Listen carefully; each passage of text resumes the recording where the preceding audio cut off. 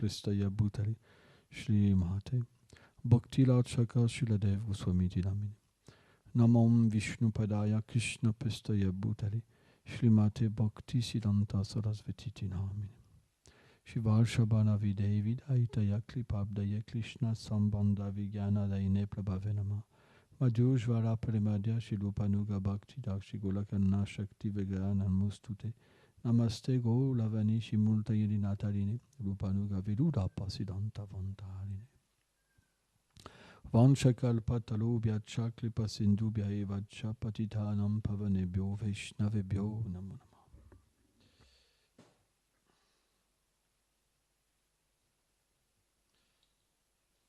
Donc on va lire un passage à Srimad Bhagavad Gita.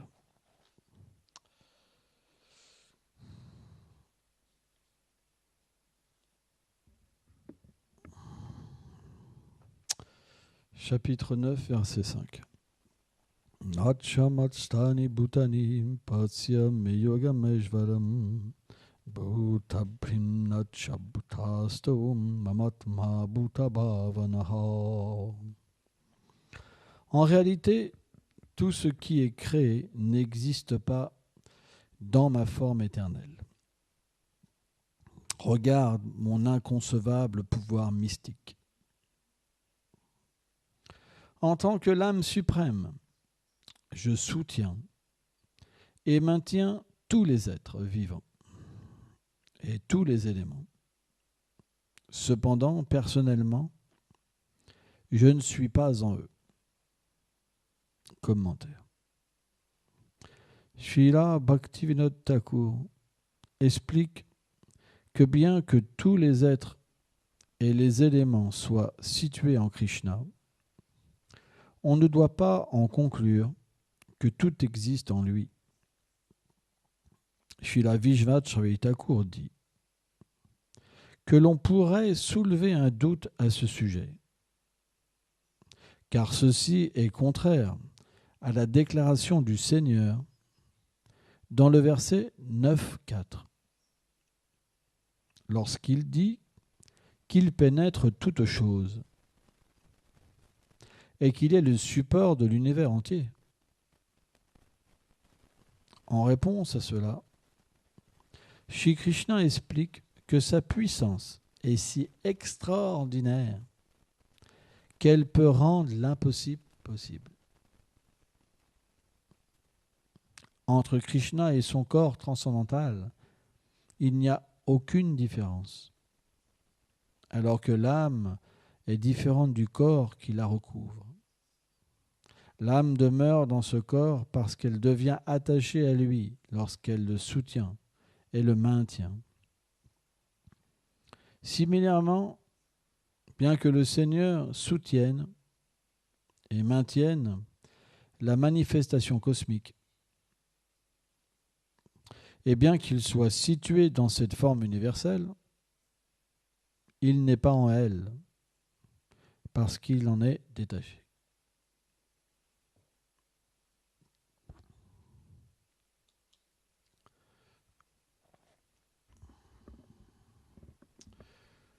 Chaitanya Mahaprabhu, quand il est venu sur la planète, il a énoncé la philosophie Achintya Bhedaha Bheda, de l'inconcevablement puissance du Seigneur. À la fois, le Seigneur est toute chose et il en est différent.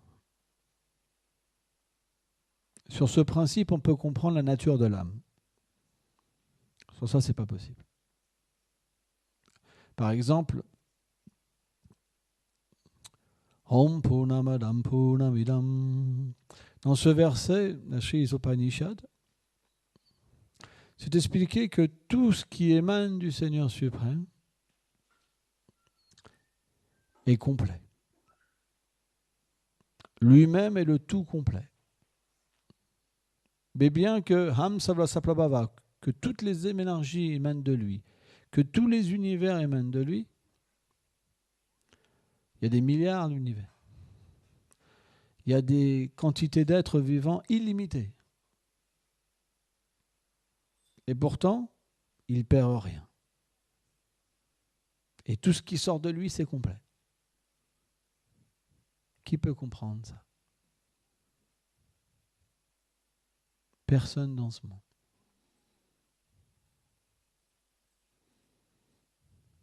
C'est pourquoi Chaitanya Mahaprabhu, il a dit que tout vient du Seigneur suprême,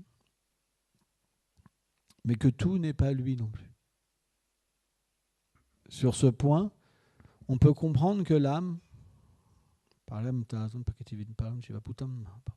peut comprendre que l'âme, bien qu'elle soit une partie intégrante du Seigneur, parce qu'elle provient de son énergie qui n'est pas différente de lui-même, en même temps, il y a une différence. Bhaktivinoda Thakur dans le Jivadharma explique cette différence. Par exemple, le Seigneur est tout puissant, alors que l'âme, elle est infime. Krishna est servi par tous les êtres, tout existe pour lui, alors que l'âme existe pour servir le Seigneur suprême. Vityasida Krishna Plama. Éternellement, cet amour est là, dans son cœur.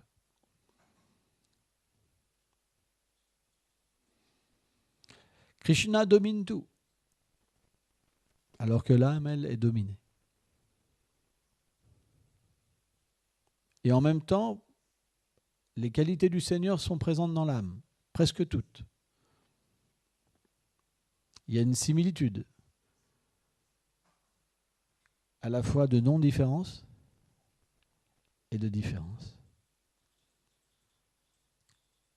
Par exemple, les impersonnalistes, Bhaktivinoda Thakur explique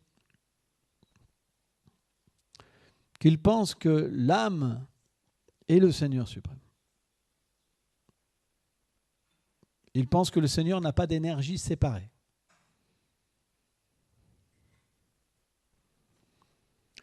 Et ils inventent que l'énergie matérielle, Maya Dakshina Prakriti, elle est indépendante du Seigneur suprême. Et que ce Seigneur suprême devient divisé en petites parcelles, qu'on appelle Jiva, quand l'énergie matérielle recouvre le Seigneur suprême. C'est comme ça qu'ils expliquent la manière que l'âme est conditionnée, comment le Seigneur devient conditionné par l'énergie matérielle.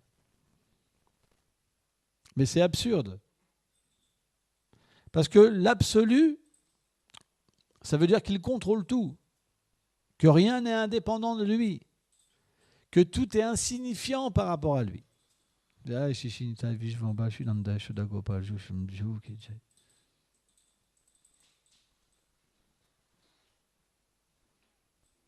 Donc comment l'énergie matérielle, qui est l'énergie inférieure du Seigneur, qui ose même jamais l'approcher, ni même être à côté de lui, pourrait recouvrir le Seigneur suprême. Donc c'est une mauvaise compréhension. Krishna dit dans la Bhagavad Gita, Yada idai dharma sagani bhavati bhata bhuttana vadama satanam namsyami, qu'il vient dans ce monde. Pourquoi il vient? Premièrement, Bhaktisiddhanta explique pour ses dévots, pour ses purs dévots, qui sont harcelés par les asuras, par les gens qui ne sont pas pieux et qui détestent le Seigneur suprême. Alors on pourrait se dire, mais comment c'est possible? Puisque l'être est fait pour aimer le Seigneur. Comment il peut détester le Seigneur suprême? Comment c'est possible? Tout ça, c'est possible quand on rentre en contact avec l'ignorance. Qu'est-ce que c'est l'ignorance? C'est l'oubli de notre constitution. Bien qu'on soit un serviteur du Seigneur suprême, bien qu'on soit l'âme, qu'on n'a rien à voir avec le corps, quand on veut être indépendant du Seigneur, alors l'énergie matérielle nous conditionne. Elle nous conditionne comment? Par l'ignorance, en nous faisant croire qu'on est ce corps de matière, en nous faisant croire qu'on est une femme, on est un homme, par la passion, en manifestant des désirs, on devient attiré par un homme, on devient attiré par une femme, par telle nourriture. On conçoit des ennemis, on conçoit des amis. Et la vertu, c'est la connaissance. Mais cette connaissance, elle n'est pas pure dans la vertu, encore. Parce que rien dans ce monde est pur. Mais la vertu, ça permet de comprendre que le Seigneur est une personne. Que quelqu'un existe au-dessus de nous. Or, ceux qui ont la haine du Seigneur suprême, naturellement, ils ont peu de vertu. Mais ce n'est qu'une influence matérielle. Malheureusement, quand on développe la haine du Seigneur suprême, on doit prendre les réactions des actes dans ce monde. Et cette haine augmente.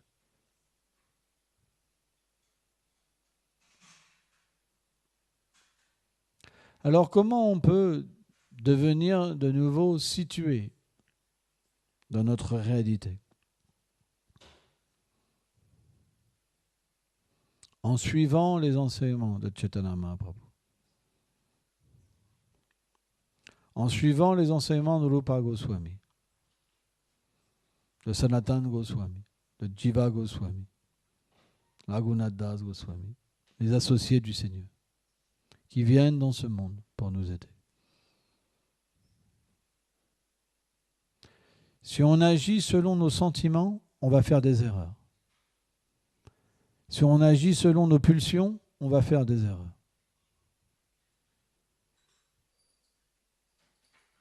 Le résultat, bienvenue.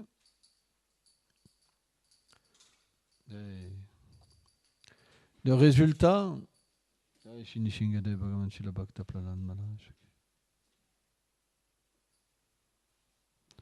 c'est que graduellement, on devient emporté par l'influence de l'énergie matérielle. Les enseignements du Seigneur et de ses purs dévots sont nirguna, au-delà des influences de la nature matérielle. Pourquoi ? Parce que le Seigneur et ses dévots sont éternellement libérés. Le Seigneur ne subit pas l'influence matérielle de l'ignorance. Non plus ses associés, jamais. Or, si on suit les instructions du Seigneur et de ses purs dévots, et qu'on modèle notre vie sur leur façon de vivre, sur leurs explications comment façonner notre vie, alors on devient nous-mêmes libérés. C'est pas compliqué. C'est pourquoi les problèmes qu'on rencontre dans notre vie spirituelle, on voit par exemple plein de dévots ont des problèmes et brisent les principes régulateurs, par exemple. C'est juste parce qu'ils ne modèlent pas leur vie par rapport aux instructions du Seigneur suprême. Extérieurement, ça peut paraître. Quelqu'un peut avoir un tilak, quelqu'un peut avoir une sika, quelqu'un peut avoir un habit Vaishnav. Mais quand on parle de suivre les instructions, on parle de l'attitude intérieure. L'attitude intérieure est encore plus importante. Un Vaishnav, c'est quelqu'un qui a cette attitude intérieure de vouloir satisfaire les Vaishnavas et le Seigneur suprême. Qu'est-ce que pense un dévot du Seigneur qui est abandonné au Seigneur suprême? Qu'est-ce que pense un dévot? Jamais je ne ferai quelque chose qui ne plaît pas au Vaishnav, à Krishna. Je préfère mourir. Ça, c'est ce qu'on appelle la fixité dans le service de dévotion. Parce qu'il y a l'amour. Quand l'amour est là, naturellement, on est chaste. Quand l'amour est là, on est véridique. Quand l'amour est là, on est prêt à porter la souffrance, de faire des austérités pour le plaisir du Seigneur suprême. Quand l'amour est là, on est prêt à se faire critiquer. On est prêt à se faire battre. On est prêt à renoncer à notre plaisir. Or, quand il n'y a pas d'amour, on ne peut pas trouver le goût dans le service de dévotion. Qu'est-ce qui relie un dévot au Seigneur suprême? C'est la dévotion.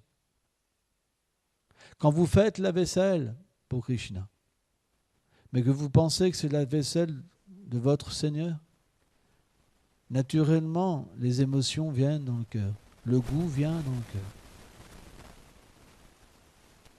Quand vous balayez en pensant que c'est la maison de votre Seigneur, les émotions viennent dans le cœur.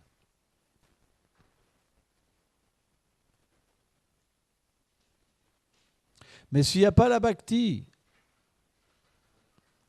il y a la fainéantise. Vous ne ferez rien pour le Seigneur suprême. S'il n'y a pas la bhakti, quand vous faites la vaisselle, vous vous dites « Oh, il y en a marre, c'est long, ça n'en finit plus. » Quand il n'y a pas la dévotion, quand on vous demande d'aller sur l'autel, il n'y a pas de goût. Quand il n'y a pas de dévotion, on veut simplement prendre plaisir. Or, plus on prend plaisir, plus les sens demandent du plaisir. Et à un moment, ça devient tellement fort que l'être vivant tombe. C'est juste ça le problème. Quand les dévots cassent les principes régulateurs, c'est juste ça le problème. Un Vaishnava, vous ne pouvez pas lui faire croire n'importe quoi. Il connaît le principe de la bhakti. C'est pourquoi l'erreur, elle sera là naturellement au début. Personne ne fait pas d'erreur. Personne ne tombe pas du chemin de la dévotion, ne s'écarte pas du chemin de la dévotion. Ce n'est pas possible au début. Mais quand on s'écarte, qu'est-ce qu'on ressent au fond de nous-mêmes? On souffre. Et aussi, on sent une déconnexion. Qu'est-ce qu'il faut faire dans ces moments? Seul Krishna et son pur dévot peuvent pardonner. Il faut aller voir un dévot, selon Haridas Thakur, et verser des larmes de repentir. Le pur dévot peut nous remettre sur le chemin, nous pardonner. Et Krishna acceptera. Mais il ne faut pas recommencer. C'est le principe. Srila Bhaktivedanta Swami Prabhupada disait qu'il parlait du bain des éléphants. Il y a une catégorie d'êtres vivants qui pêchent, qui vont se faire pardonner et qui recommencent.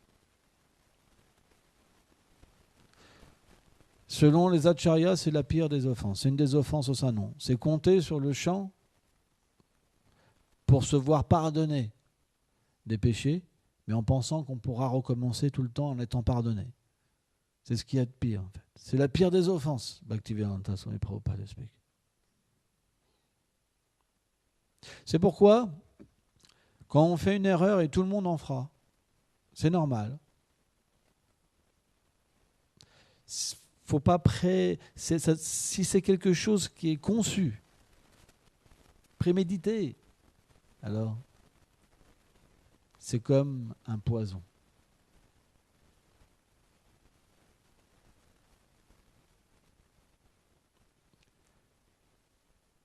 Faire des erreurs alors qu'on n'en a pas envie, ça peut arriver. Les sens sont très puissants. Ils sont comme des serpents. Et parfois, un jeune dévot, Quand il se fait piquer, alors il est emporté par la concupiscence. Parce qu'il ne peut pas lutter.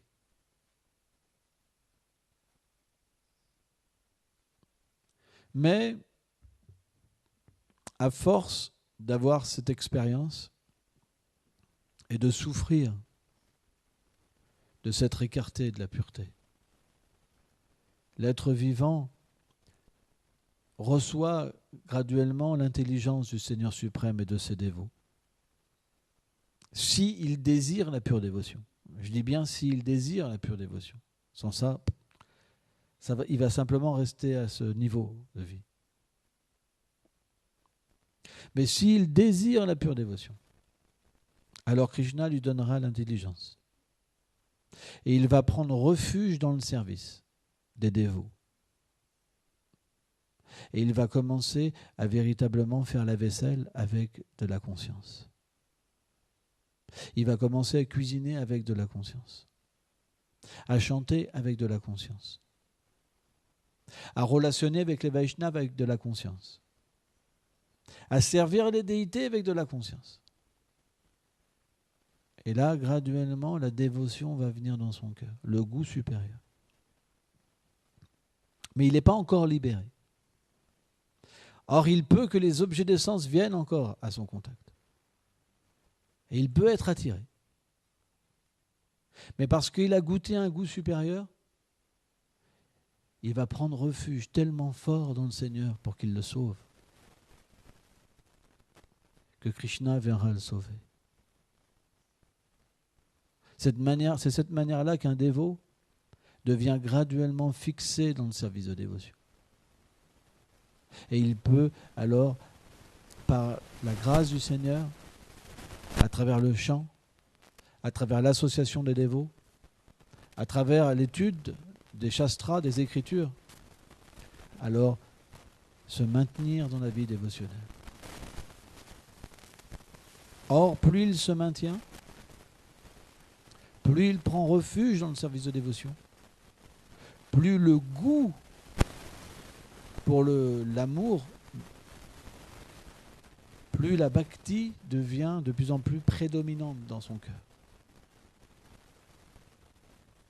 Naturellement, plus la bhakti prédomine, plus les objets des sens deviennent insignifiants.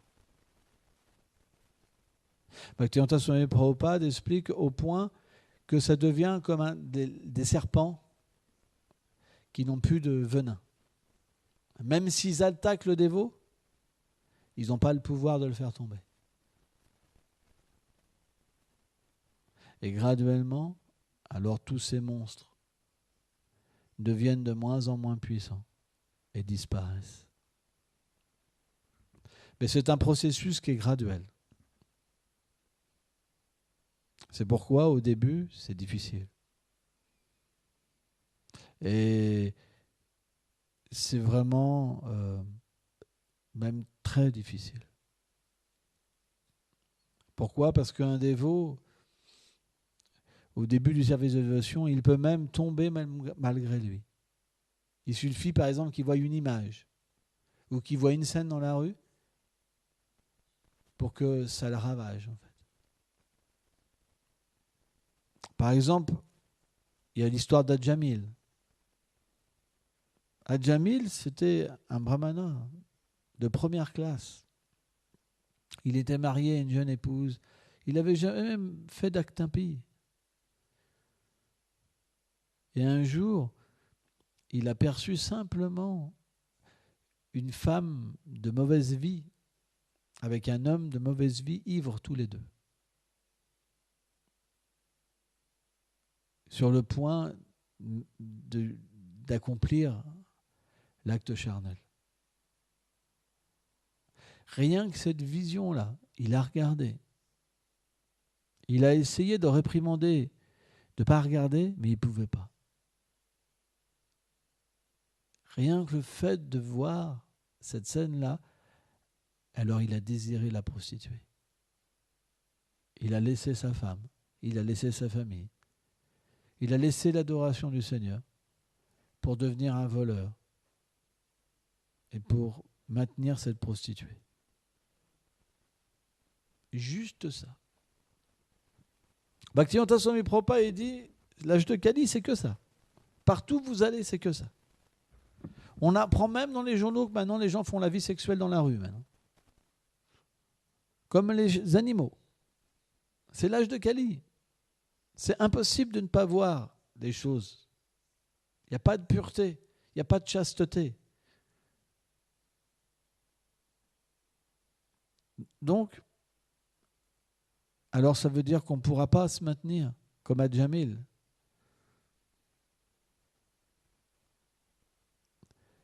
Alors il explique que celui qui a vraiment le désir de continuer la bhakti et d'atteindre la perfection, celui-là, le Seigneur le protégera personnellement. C'est pourquoi Chaitanya Mahaprabhu a enseigné dans cet âge de Kali la voie du Sharanagati. La voie du Sharanagati, c'est de pas de penser qu'on peut par nous-mêmes contrôler les sens, contrôler le mental. C'est pas possible. Mais en prenant refuge du Seigneur suprême, qui est dans le cœur. Et voilà, Sarvabhutalam, il est dans le cœur, il est là, il contrôle. En prenant refuge de ce Seigneur suprême, alors il peut protéger son dévot. Mais c'est une question d'abandon. C'est une question de foi. Celui qui fait ses plans pour être heureux dans ce monde, il ne peut pas avoir cet abandon. Celui qui se dit, moi je vais faire ça, puis après je vais faire ça, puis je vais faire ça. Où il est le Seigneur là-dedans? Il est où le service du Seigneur? Il n'y a pas. Parce que c'est vous qui désirez. Vous désirez votre vie. Vous n'avez pas demandé au Seigneur qu'est-ce qu'il veut pour vous. Vous comprenez? Est-ce que c'est les plans du Seigneur? Ou c'est vos plans? Alors vous pouvez dire, oui mais j'ai demandé à Gurudev. Oui mais le maître spirituel, il réciproque aussi avec les désirs des êtres vivants. Or, bien sûr, c'est salutaire. Parce que celui qui suit les instructions d'un pur dévot, alors graduellement, il peut atteindre la perfection. Ça peut être dans cette vie, ça peut être dans une autre vie, dans 10 vies, dans 100 vies. Tout le monde pratique. Mais selon l'intensité et notre foi, notre abandon, on reçoit le fruit, un fruit différent. Tout le monde, il n'y a même pas besoin de tout le monde reçoit Krishna, mais sous une forme différente. Il y a ceux qui atteignent le paradis par la miséricorde du Seigneur. Il y a ceux qui atteignent la libération par la miséricorde du Seigneur. Et il y a ceux qui deviennent ses associés. Qu'est-ce que vous pensez, qu'est-ce qu'il y a de plus élevé? Atteindre le paradis, atteindre la libération impersonnelle ou devenir un associé du Seigneur? Le paradis, Krishna explique qu'on y reste le temps de notre bénéfice d'activité pieuse. Puis on revient sur la terre. La libération impersonnelle, il n'y a pas de relation avec le Seigneur suprême.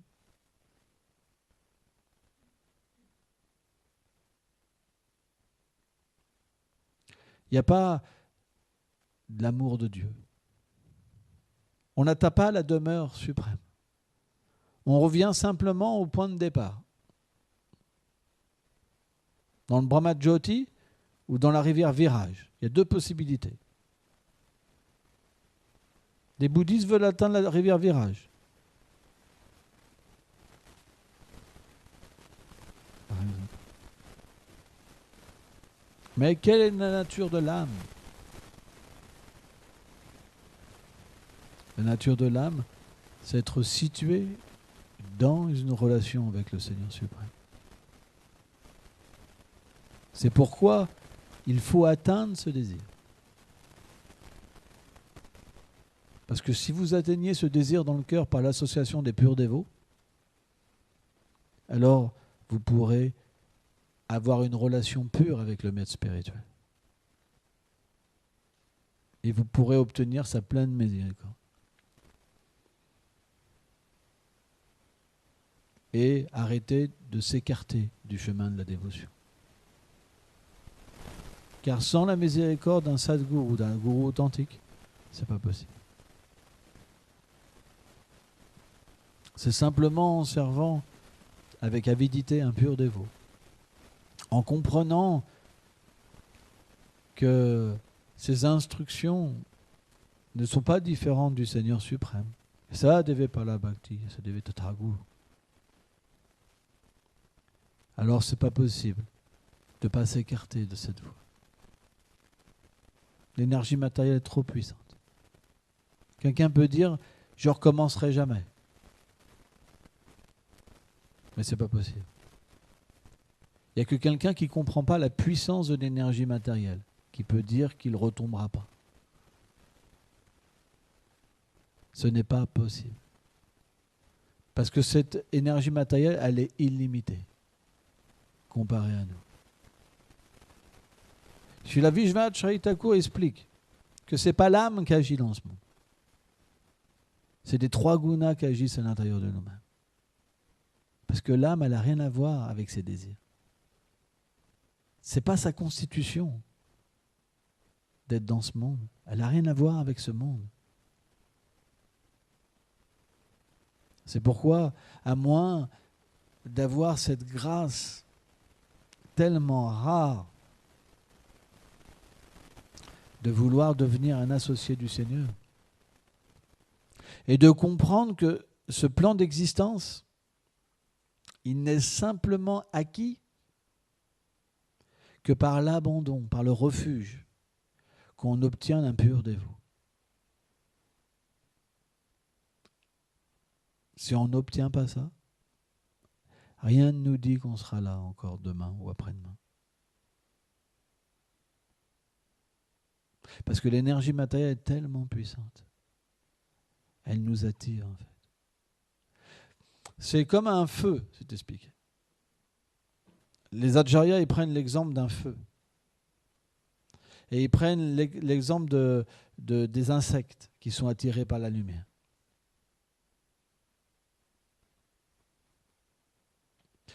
Chez la Gaur Govinda Maharaj, prenez l'exemple.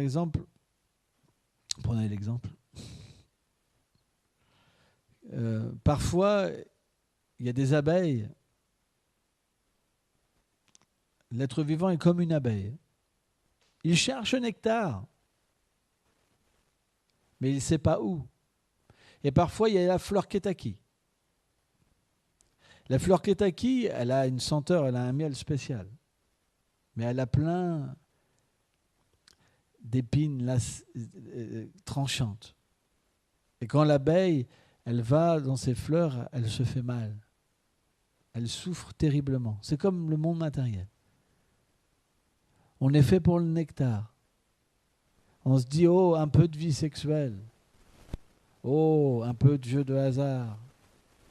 Oh, un peu de viande, de poisson, de ceci. Je vais essayer de trouver le plaisir dans tellement de choses. Mais bien qu'elle essaye de trouver ce plaisir, la réalité, c'est qu'elle trouve que de la souffrance derrière. Parce que le résultat est amer. Et dans cette situation, l'abeille, elle souffre, elle agonise. Mais Krishna vient sous la forme du dévot. Pour donner refuge à cette âme en fait, qui souffre. Pourquoi on dit les pieds pareils au lotus? C'est parce que le lotus, bien qu'il pousse dans l'eau, la fleur, elle est hors de l'eau. Le monde matériel est considéré comme un océan de souffrance. Or, bien que le maître spirituel est dans le monde matériel, en même temps, il n'y est pas. Parce que sa conscience est ailleurs. De cette manière, quand un jiva conditionné, une âme conditionnée, prend refuge d'une âme libérée, alors ce dévot lui offre le miel qui émane de ses pieds, Shri, le service de dévotion, le moyen d'être relié au service de dévotion. Et par l'abandon, alors, au pied pareils au lotus d'un pur dévot, alors on devient graduellement sauvé. Bien qu'on est dans l'énergie matérielle, bien que partout l'énergie matérielle soit là, si on prend refuge des instructions d'un pur dévot, alors on n'est pas touché par l'énergie matérielle. Quand un dévot tombe, s'écarte du chemin, c'est qu'il a délaissé le refuge de son gourou. C'est pas possible sans ça. C'est pourquoi on doit bien analyser quand on fait des fautes. Se repentir. Et revenir au pied de notre gourou. Avec un profond repentir. C'est très important. Et étreindre ses pieds et prier en fait pour qu'il nous protège. Tous les problèmes viennent de parce qu'on s'écarte. Parce que parfois on voit le maître spirituel pas avec une bonne vision. Ou parce qu'on n'a pas assez d'amour pour lui. Parce que si l'amour est là pour le maître spirituel, comme on est relié à lui par l'initiation, on ne va pas faire de mauvaises choses. Parce que tout passe à travers lui. Bhaktivedanta Swami Prabhupada explique ça dans ses livres. Il dit quand un disciple pêche, le gourou, en fait, il doit en subir les conséquences. C'est pour ça que le principe de suivre des principes régulateurs sont véritablement importants. Comme pas manger de viande, pas avoir de vie sexuelle illicite, pas jouer aux jeux de hasard, et quatrième, et pas prendre d'intoxicants.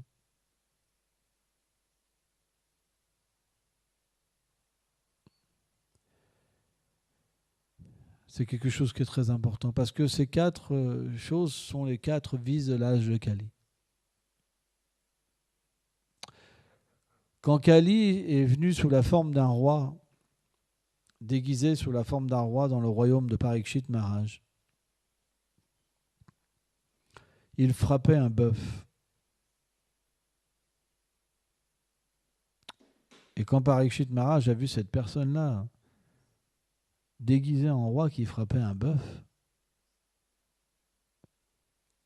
parce que Parikshit Maharaj faisait le tour de son royaume. Alors naturellement, il a voulu le tuer. Parce que au temps védique, personne ne pouvait faire de mal à la vache. Ni à une femme, ni à un enfant, ni à un vieillard.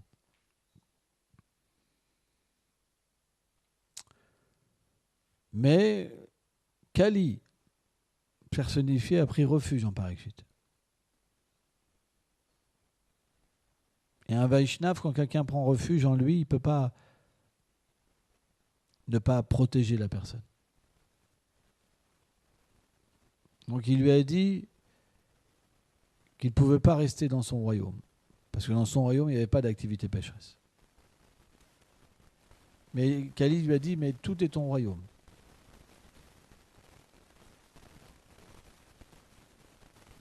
Donne-moi un endroit où que je puisse rester. Alors Parikshit lui a dit, alors tu peux être là où il y a l'or. Parce que là où il y a l'or, automatiquement il y a la prostitution, et la consommation de viande, l'intoxication et le jeu de hasard. Pourquoi le maître spirituel nous demande de suivre des principes ? C'est parce que ces principes nous permettent de développer les qualités de la vertu.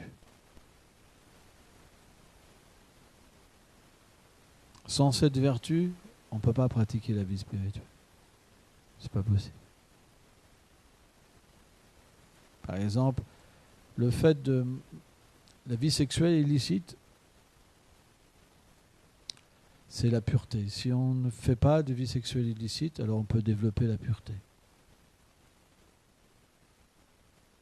La consommation de viande, c'est la compassion. L'intoxication, c'est l'austérité. Et les jeux de hasard, c'est la véracité.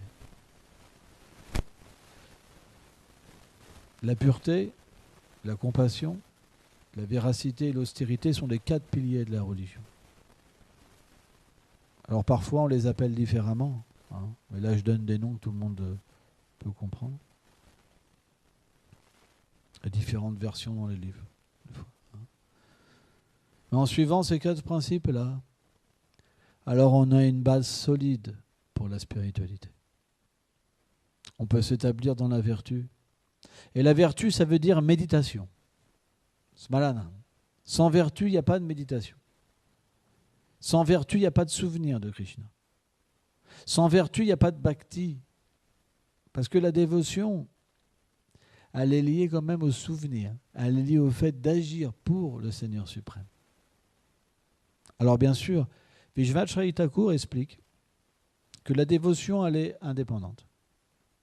Elle n'est pas liée au résultat d'acte d'une personne. Elle peut se manifester dans le cœur d'un être très concupiscent même. Parce qu'elle est indépendante. C'est pourquoi elle réside dans le cœur des Vaishnavas. Si vous écoutez les Vaishnavas, si vous gardez leur compagnie, que vous avez foi dans leurs paroles, que vous avez foi dans leur compagnie, cette dévotion qu'il y a dans leur cœur viendra dans votre cœur. Et à ce moment-là, alors, vous serez heureux. On arrêtera de souffrir. Et s'il y a la souffrance, ça ne sera pas une souffrance matérielle. Ça sera un moyen que Krishna nous enverra pour accroître notre amour pour lui.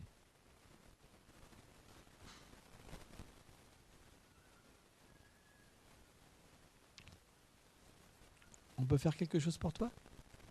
Non? Ok. Hein, c'est très important. Ne soyez pas découragés quand un test vient. Ne soyez pas découragés quand un test se manifeste chez un de vos frères. Quand un frère perd sa foi. Quand un frère s'égare. Mais apprenez des uns et des autres. Et rectifiez votre attitude intérieure. Apprenez des expériences. Devenez fort et pas faible. On doit véritablement avoir foi dans les dévots du Seigneur. La pure dévotion existe. La pureté existe. Et il y a des êtres qui peuvent servir le Seigneur suprême. Et naturellement, ce qu'ils enseignent, c'est parce qu'eux-mêmes ont pu atteindre ce niveau de dévotion. Ils enseignent que cette dévotion, elle est disponible pour tout le monde. C'est pourquoi on doit absolument avoir une bonne association. Dans la mauvaise association, on obtient le doute. Je vois beaucoup de dévots, moi, envoyer des messages, par exemple. Mais qui a derrière ces messages? Est-ce que c'est des purs dévots? Ou c'est des personnes qui ont des désirs matériels? Malheureusement, Bhaktivinoda Thakur explique que quand on s'associe avec des êtres qui ont des désirs matériels, alors ces désirs matériels viennent dans nos cœurs. On prend simplement le fruit de cette association. Et même si on pense qu'il n'y a rien de mal, le résultat, c'est que le dévot, alors, s'écarte de la voie. Une fois, je me rappelle, un dévot m'avait expliqué, c'était un maître spirituel, et il avait un aspirant disciple qui avait du mal à suivre les principes régulateurs. Mais il était très sincère. Il voulait se débarrasser de son problème. Et il est venu voir ce Maharaj un jour en pleurant. Maharaj, j'ai besoin d'aide, je souffre. Bien que je veuille servir le Seigneur, j'ai un problème. Et donc, il a parlé avec ce dévot. Et il lui a fait part qu'il adorait les Rolling Stones. Il écoutait tout le temps les Rolling Stones. Et donc, il a vu le problème, c'est qu'il s'associait avec une musique qui n'était pas dévotionnelle. Rien que la musique. Il lui a donné des cassettes dévotionnelles. Et son problème, il a été réglé. C'est pourquoi, faites attention. Parfois, vous voyez des Vaishnavas qui peuvent faire des choses. Parce que Dieu, à leur vie passée, ils sont fixés dans le service de dévotion. Mais si on essaye de les imiter et qu'on s'associe trop avec l'énergie matérielle, alors les désirs vont revenir et nous feront chuter. C'est pour ça, Bhaktivedanta disait qu'on voit la dévotion dans les détails. Si on sert le Seigneur, c'est comme l'éléphant qui prend un bon bain, mais qu'on revient sur la berge et qu'on se met dans le sable, alors on va souffrir. C'est ça notre problème. C'est qu'on n'arrive pas à être constant. On cherche le plaisir pour nous-mêmes, pas pour Krishna.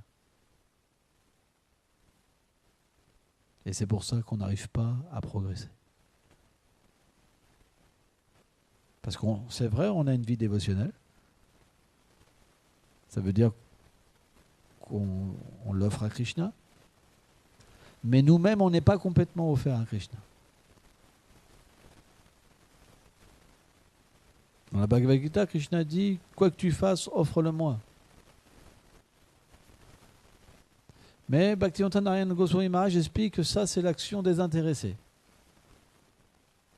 Nishkama Kama Yoga. Ça veut dire qu'on offre l'acte, mais on ne sait pas offrir nous-mêmes. Or, la bhakti, ça veut dire s'offrir. Offrir notre cœur à Radha Krishna, offrir notre cœur au Gourou. Et naturellement, tout ce qu'on fera, ça sera pour eux. C'est pourquoi, parfois, un pur dévot, vous avez l'impression que son activité, il est bizarre, mais lui, il est offert à Krishna. Mais si vous suivez parfois ce qu'il fait, alors vous aurez des problèmes. Parce qu'un Vaishnav, parfois il suit les règles, parfois il ne les suit pas. Mais si vous ne suivez pas les règles, vous ne progresserez pas. Et à un moment, vous tomberez. C'est pour ça qu'il faut faire très attention. Voilà, merci beaucoup.